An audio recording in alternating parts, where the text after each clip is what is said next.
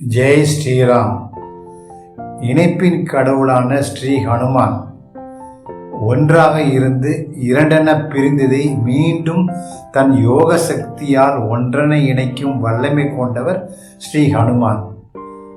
பிராணவாயுவுக்கும் சரீரத்துக்கும் இடையில் சுவாசிப்பவராக நின்று ஒவ்வொருவரின் தேகம் இயங்க காரணமாக இருப்பவர் ஸ்ரீ ஹனுமான்.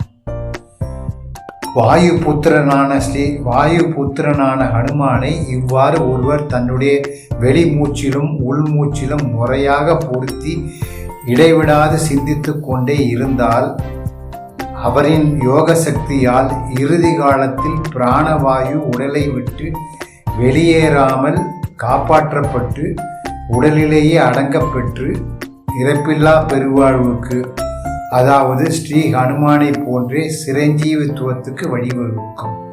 ஜெய் ஸ்ரீ ஹனுமான்.